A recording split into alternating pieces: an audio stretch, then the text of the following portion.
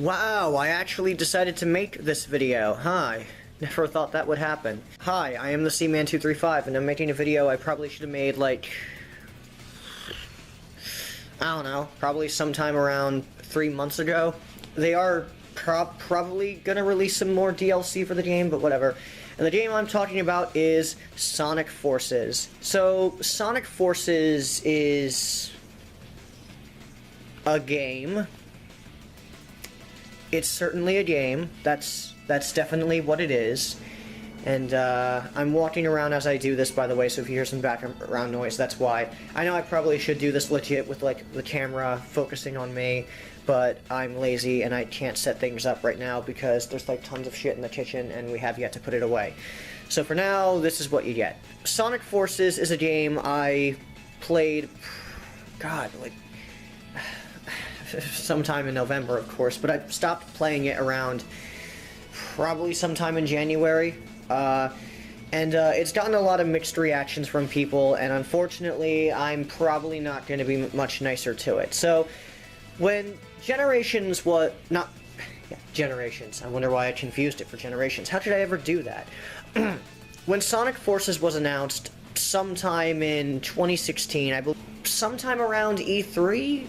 Sometime around there. It wasn't on E3, I know that for sure. They did it either at E3 or before E3, I forget when. But they had the Sonic anniversary stream for the 25th anniversary, and my, what a disaster that was. But even Mania made fun of it, but putting that disaster piece aside, Mania and Sonic Forces were announced, and Sonic Forces was just called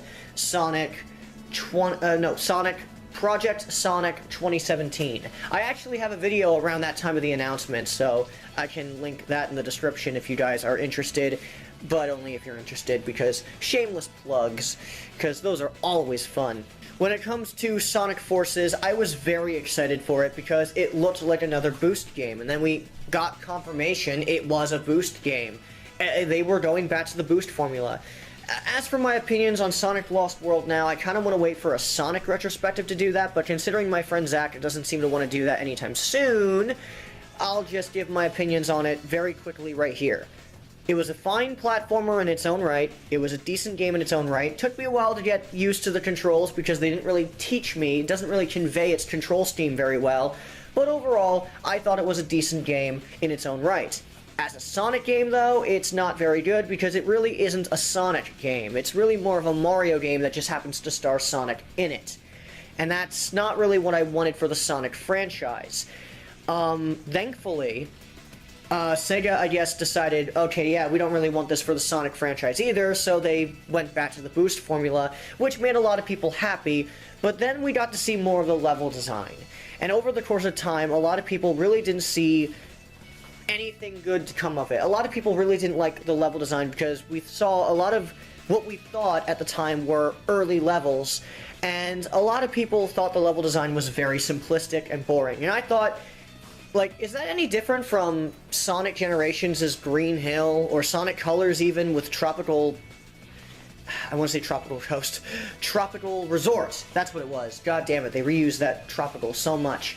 Or even Windy Hill was pretty simple. Like, all of the first stages are usually pretty simple and easy and bland in some ways as well. Especially the ones that utilize Green Hill. We didn't see Green Hill for Modern Sonic, but we knew it was a safe assumption it was coming since we knew it was coming for Classic Sonic, who was once again returning for some goddamn reason. That is something I did have complaints about. And the OC had a Green Hill stage, which I actually thought looked decent. Unfortunately, it's one of the worst stages in the game, but we'll get back to that in a minute. So, from all the pre-release stuff, I didn't really get anything exciting from Forces. It didn't really grab me, but at the same time I was still hyped for it just because it was another Boost Sonic game in a similar style to Generations. And I thought, okay, if this game is good, I'll give it a pass. I'm not really happy that you're going back to using Green Hill and Chemical Plant again, especially since we just got these zones again in Mania, but I'll let it slide if the game is fun. And it looked like it was still the same Boost formula I had and had fun with. But over the course of time, people just were not happy with what they saw. And I thought some of it looked interesting, and I was telling people, okay, dude, guys, we haven't seen the entire game yet. Eventually, the game was leaked, and then we saw more of the game, and some people thought it was better. I thought it actually looked better at first. Then I played it, and a lot of things changed. Yeah, so now that I talked about the pre-release stuff, from what I saw, what my initial impressions were, let's actually get to the game, and I'll start with a story since that's the easiest to get out of the way, because it felt like they didn't really spend much time on it, so I'm not going to spend too much time on it either.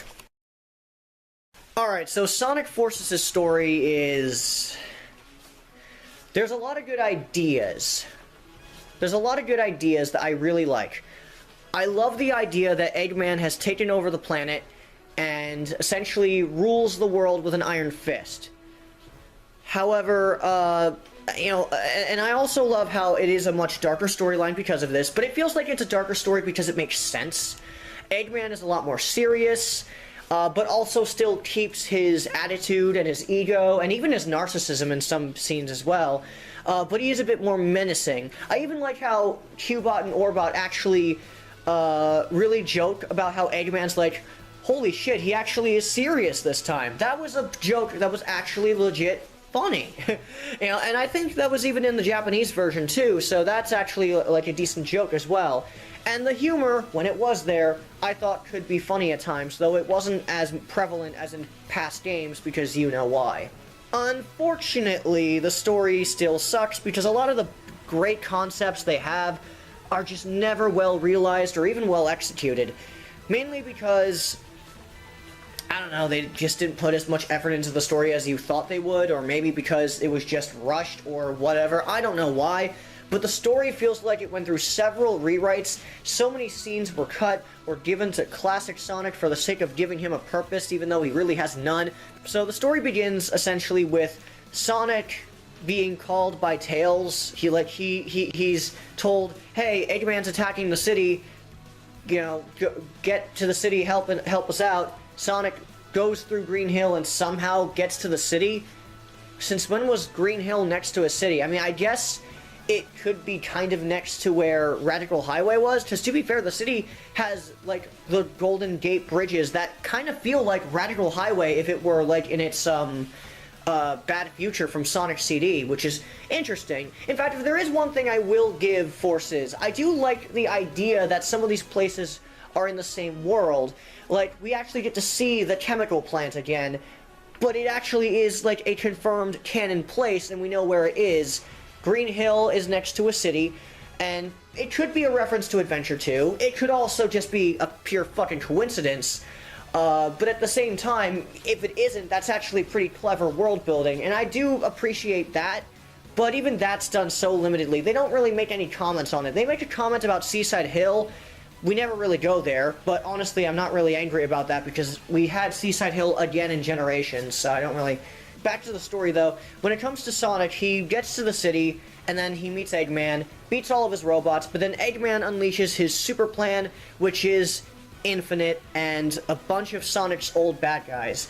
And an anti-hero, because Shadow's there for some reason. There's a reason, actually, and it's a really stupid cop-out, actually. Shadow, Chaos, or Chaos Zero, more specifically, Zavok, which I thought was pronounced Zavik, but then they said Zavok. I was just like, what? What? It's Zavok. I thought it was Zavik. Like, Havoc. Zavik. Get it? Like, he causes... Zavik causes havoc. Heh. But, no, it's Zavok. I was just like, what? So I've been pronouncing it wrong this entire time? Apparently, Clement actually looked up the name, and yeah, it actually is Zavok. Metal Sonic, Shadow, Zavik, and Chaos. Those are the four guys. And Infinite is the new bad guy. He's the new Sonic OC. He's not a hedgehog. He's actually a wolf, I think. But whatever, he's an OC. So with that said, Infinite, he comes in, and all of them beat the ever-living shit out of Sonic in, admittedly, what is a pretty awesome cutscene. And then Sonic is just knocked out. Then Tails, you know, yells out for Sonic, and then it just fades to black. Already I was weirded out by this because I was like, What? That's it. That's the intro. No build up, maybe some establishing shots on how Eggman captured Sonic and took over the world. Maybe nothing on how Tails was actually able to escape. Because why would they let Tails get away? I mean, I know Tails isn't as competent as Sonic, but still, come on, like, you're just gonna let him get away? Really? Like, why is Knuckles here? Why is Silver here? No, maybe Silver's future was fucked by Eggman, and that's why he's here. No? Nothing? No? Nothing at all? No establishing shots? No reasons for why the characters teamed up together? No establishing of the Resistance? Maybe the Avatar would, like, help round up the Resistance alongside Knuckles? Maybe everyone's too scared, but maybe the people... nothing. There's no establishing on how Eggman took over the world. He just owns the world now. And that's pretty much it. He just owns the world, and that's it. Also, Sonic runs from Green Hill all the way to the city. Why is it sunset immediately once... Did Eggman's attack start, and then Sonic just arrived late to the party? For the fastest thing alive, you really are slow, Sonic. How did Eggman do all of this so quickly? Like, okay, apparently he didn't. It was 6 months. But still, like, we couldn't see, like, maybe a clip show of what happened during those 6 months, no? And it said that Sonic was confirmed dead. Now, in the Japanese version, he was just captured. Why did they feel the need to add that he was dead? Like, it doesn't make any sense, because Sonic clearly just blacked out. He didn't die. If he died, what they should have showed that would have somewhat convinced me is maybe Tails ran away in fear, which I know a lot of people say Tails is a wuss in this game, but whatever. Let's just keep him a wuss for the sake of the story and fixing its problems. Tails runs away because he's too scared of Infinite. He runs away like a coward, which actually would maybe drive him insane because he would feel like a failure for Sonic. And then afterwards, he would hear Sonic screaming as in pain and agony, and maybe that would be a decent reason for why people would think Sonic is dead. That would actually be a decent reason. It would show that Tails gets away, Eggman tells him to finish off Sonic and just leave Tails because he's insignificant, and, you know, just, it would be a better start to the story. But no establishment. I know what some people would say, well, isn't that really dark? This is supposed to be a darker story, isn't it? And it would confirm that Sonic would probably be... Maybe that's why Tails would think he's dead, because he's just so messed up after abandoning him, and he heard the scream, but no, nothing. Now, to be fair, in the Japanese version, that's not there. That's not there, like, at all. But at the same time, it's still stupid. Why do they say he's dead? Why didn't they just leave... whatever. Stupid dubbing choice. I think they only did that just to add tension to the story, but it didn't work because it doesn't fit with the narrative. It just comes out of left field, and that's it. So afterwards, 6 months pass. The 6 months pass, and Knuckles has established the Resistance. Tails has apparently lost it, though when we see him, he looks perfectly fine. Like, yeah, okay, a little bent out of shape in the sense that, you know, Sonic may be gone, but he's still fighting for Sonic, so he's still fighting, trying to, you know, save Omega, so I don't really see how he's lost it in any way. But whatever, he's lost it, he's so torn up, even though he doesn't look the part, but whatever. Then Chaos comes and attacks Tails, but classic Sonic is actually able to save him. And you don't have a boss fight before you say anything. No. You know, we actually had a boss fight with Adventure Sonic. He was Super Sonic, granted, but he was still Sonic. Adventure Sonic. And then we had one with Modern Sonic in Generations. Wouldn't it be cool to have a classic Sonic version of that fight? Nope. Nope. No. If you thought that would happen, you're hilarious, but no. No. No, fucking no. So, after Classic Sonic easily beats Chaos Zero, actually, no, given Adventure, maybe it would be that easy. Whatever. Chaos is out. He's down for the count. No boss fight with him. He's just in it for fan service. He comes back later on for reasons I'll explain later. But yeah. Classic Sonic's here, and him and Tails go on a little adventure, and they find out that Eggman has a plan after they meet up with Infinite and Eggman, that he plans to unleash something in 3 days, and they have to get back to the Resistance. And that's the end of Tails and Classic Sonic's story. You know, the idea of Classic Sonic and Tails, modern Tails, spending time together and becoming friends, is actually a decent idea for a story. It's actually decent to have two perspectives, one from Tails and classic Sonic, and one from modern Sonic and the rest of the Resistance. That's actually pretty interesting. Unfortunately, it doesn't go anywhere because classic Sonic really doesn't do anything. So if you wonder why I don't mention him in the rest of the plot synopsis, it's because he really doesn't do much. Classic Sonic really only exists to do, like, maybe two things, and that's it. He really, and for the final boss, I guess, but that's about it. He really doesn't do anything. He just is there for fan service, I guess, and that's really all he's there for. It's like they didn't know what to do with him there. He was just added in at the last year of development, which he most likely was since we didn't see that much footage of him.